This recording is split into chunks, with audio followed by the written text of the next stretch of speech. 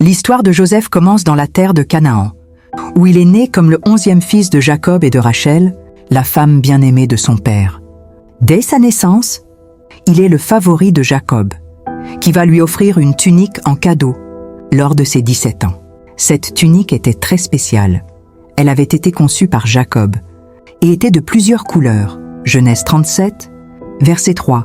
Cette préférence suscite la jalousie et l'envie parmi ses frères, qui se sentent négligés et dévalorisés par rapport à Joseph. Joseph grandit dans une famille marquée par des rivalités et des tensions. Il est un jeune homme rêveur, plein d'aspirations et de visions. En effet, il a des rêves prophétiques qui semblent prédire un avenir où il aura un rôle prééminent, où ses frères et même ses parents se prosterneront devant lui. Ces rêves, au lieu d'être perçus comme des signes de grandeur, accroissent la rancœur de ses frères envers lui. Un jour, alors que Joseph est envoyé par son père pour vérifier l'état de ses frères, qui gardent les troupeaux, il est intercepté par eux dans un champ. En proie à la jalousie, ses frères le jettent dans une citerne abandonnée, le laissant là pour mourir. Cependant, l'aîné des frères, Ruben, ne veut pas de sa mort. Au lieu de cela, il décide de le vendre à des marchands ismaélites qui passent par là, le conduisant ainsi vers l'Égypte. Dans ce pays étranger, Joseph est vendu comme esclave à Potiphar, un haut dignitaire égyptien. Malgré les circonstances difficiles de son esclavage, Joseph se distingue par son intelligence, son intégrité et son travail acharné. Il gagne rapidement la confiance de Potiphar, qui l'élève au poste de responsable de sa maison. Sous la direction de Joseph, la maison de Potiphar prospère. Mais cette ascension attire également la convoitise de la femme de Potiphar, qui cherche à séduire Joseph. Malgré ses propositions, Joseph refuse fermement ses avances, conscient que céder à la tentation serait une trahison envers son maître et envers Dieu. Furieuse de son rejet, la femme de Potiphar accuse Joseph de tentative de viol, ce qui aboutit à son emprisonnement injuste. En prison, Joseph continue de démontrer ses qualités exceptionnelles. Il se lie d'amitié avec le geôlier, qui lui confie la gestion des autres prisonniers. Joseph interprète des rêves de 2 compagnons de cellule, prédisant leur avenir. Son don d'interprétation des rêves ne tarde pas à attirer l'attention. Un jour, le pharaon lui-même, perturbé par des rêves troublants qu'aucun de ses conseillers ne peut expliquer, fait appel à Joseph. Ce dernier se présente devant le pharaon et, grâce à l'inspiration divine, il interprète les rêves du roi, révélant qu'Égypte connaîtra 7 années de grande abondance, suivies de 7 années de famine. Impressionné par sa sagesse et sa perspicacité, le pharaon nomme Joseph gouverneur de l'Égypte, lui confiant la responsabilité de préparer le pays à la famine imminente. Avec diligence, Joseph met en œuvre un plan pour collecter et stocker des grains pendant les années d'abondance. Lorsque la famine frappe, non seulement l'Égypte est prête, mais elle devient également un refuge pour les nations environnantes en quête de nourriture. Lorsque la famine frappe la région de Canaan, Jacob envoie ses fils en Égypte pour acheter des provisions. Arrivés en Égypte, ils ne reconnaissent pas Joseph, qui est devenu gouverneur d'Égypte et qui gère la distribution des céréales. Joseph, de son côté, les observe avec prudence et les reconnaît. Il souhaite tester leur cœur et voir s'ils ont changé depuis leur trahison. À travers une série d'interactions, il les confronte subtilement à leurs actions passées. Voici comment il procède pour tester ses frères. Il les accuse d'être des espions. Joseph veut comprendre leurs intentions et la loyauté de leur cœur. Lorsque les frères de Joseph se présentent devant lui, il les accuse d'être des espions, prétendant qu'ils sont venus pour observer la faiblesse du pays. Cette accusation, bien que fausse, est un moyen pour Joseph de tester ses frères et d'évaluer leur caractère.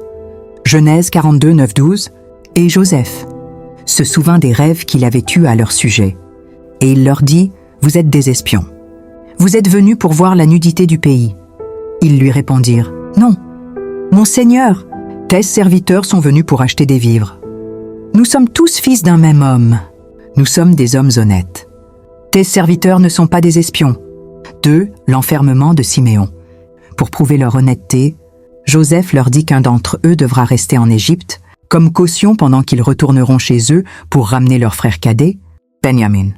Il veut s'assurer qu'ils reviendront et qu'ils ne laisseront pas Benjamin, le fils de Rachel, en danger.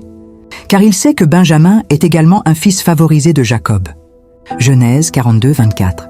Il leur tourna le dos, et il pleura. Puis, il revint vers eux, et il leur parla, et il prit Siméon de parmi eux, et il l'attacha sous leurs yeux.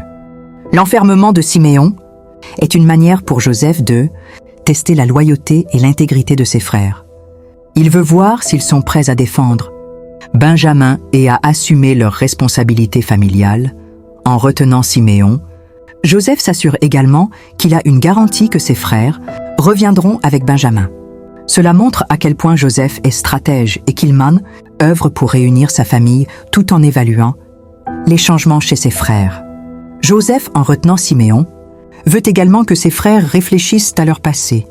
Il sait que leurs actions antérieures ont conduit à des conséquences pour lui-même et pour eux, et cela les pousse à reconnaître leurs fautes. Cet événement joue un rôle crucial dans le développement de l'intrigue, menant finalement à la révélation de l'identité de Joseph et à la réconciliation familiale. En larmes et avec des cris, Joseph décide de se révéler à ses frères. Cette révélation a lieu après que Joseph ait testé ses frères en les accusant d'espionnage et en retenant Siméon. Après que Joseph ait révélé son identité à ses frères, il souhaite s'assurer qu'ils sont sincères dans leurs intentions, notamment envers son frère Benjamin, le fils de Rachel, tout comme lui. Pour cela, il met en place un plan astucieux. Après avoir acheté des provisions d'Égypte, les frères de Joseph s'apprêtent à retourner chez eux à Canaan. Ils ne savent pas encore que Joseph les observe et qu'il a un plan en tête.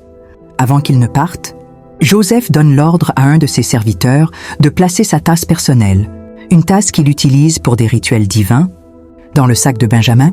Ce geste est stratégique, car il vise à tester le caractère de ses frères. Une fois que les frères sont partis, Joseph ordonne à son intendant de poursuivre le groupe et de les accuser de vol. Lorsqu'ils sont rattrapés, l'intendant leur demande pourquoi ils ont volé la tasse de Joseph. Genèse 44, 4, 6. Ils étaient sortis de la ville et ils n'étaient pas loin. Lorsque Joseph dit à son intendant « Lève-toi, poursuis ces hommes. Dis-leur, pourquoi avez-vous rendu le mal pour le bien ?» Lors de la fouille des sacs, la tasse est finalement retrouvée dans le sac de Benjamin. Cela crée une situation de tension, car Benjamin se retrouve dans une position délicate, étant accusé de vol. Les frères sont accablés par la nouvelle et ne peuvent pas croire que Benjamin, leur frère, soit impliqué dans un tel acte. Ils se montrent inquiets et prêts à défendre Benjamin, ce qui est révélateur de leur changement de caractère. Depuis l'époque où ils ont trahi Joseph, Genèse 44, 13. Alors ils déchirèrent leurs vêtements et chacun chargea son âne, et ils retournèrent à la ville. « Nous avons encore notre vieux père et un frère plus jeune, lui dirent-ils. Notre père a eu cet enfant quand il était déjà vieux et il l'aime beaucoup. En effet, c'est le seul enfant qui lui reste de sa femme préférée. L'autre fils est mort. Tu nous as dit, amenez-le-moi, je veux m'occuper de lui. Nous avons répondu, cet enfant ne peut pas quitter son père. S'il le quitte, son père mourra. Mais tu nous as dit, si votre plus jeune frère ne revient pas avec vous, je ne vous recevrai pas. » Ce test de Joseph, en plaçant la tasse dans le sac de Benjamin, permet à Joseph de voir si ses frères ont vraiment changé et s'ils sont prêts à sacrifier leur propre liberté pour protéger Benjamin. Cela mène finalement à la révélation de son identité et à la réconciliation de la famille. Ce moment souligne à quel point Joseph a été stratégique et réfléchi dans ses actions, cherchant à restaurer les relations familiales, tout en observant la transformation de ses frères. Conclusion sur l'histoire de Joseph. L'histoire de Joseph, telle qu'elle est racontée dans le livre de la Genèse, est une véritable épopée de résilience, de foi et de rédemption. Joseph, le fils préféré de Jacob, connaît des épreuves inimaginables, la jalousie de ses frères, la trahison, l'esclavage et l'incarcération injuste. Pourtant, au travers de toutes ces adversités, Joseph reste fidèle à Dieu et adopte une attitude de confiance, ce qui le conduit finalement à devenir le deuxième homme le plus puissant d'Égypte. Cette histoire nous enseigne plusieurs leçons précieuses. La résilience face à l'adversité, Joseph, illustre comment il est possible de surmonter des épreuves et des injustices en gardant la foi et en faisant preuve de détermination. L'importance du pardon, le moment où Joseph révèle son identité à ses frères et leur pardonne est un puissant témoignage de la grâce. Il montre que le pardon peut réparer des relations brisées et apporter la réconciliation. La providence de Dieu, L'histoire de Joseph souligne que même dans les moments les plus sombres, Dieu a un plan. Ces épreuves l'ont préparé à sauver sa famille et de nombreuses autres vies durant la famine. L'intégrité et la foi. Joseph reste fidèle à ses principes et à sa foi, même lorsqu'il se retrouve dans des situations difficiles. Son intégrité fait de lui un exemple à suivre pour nous tous. En résumé, l'histoire de Joseph nous rappelle que, peu importe les circonstances, nous pouvons toujours faire confiance à Dieu et chercher à agir avec intégrité et compassion. Si vous avez trouvé cette analyse inspirante et souhaitez en apprendre davantage sur d'autres personnages bibliques et des histoires de foi, n'oubliez pas de vous abonner à notre chaîne. Ensemble, continuons d'explorer ces récits enrichissants et découvrons les leçons que nous pouvons tirer pour notre vie quotidienne. Merci de votre soutien et à très bientôt pour de nouvelles vidéos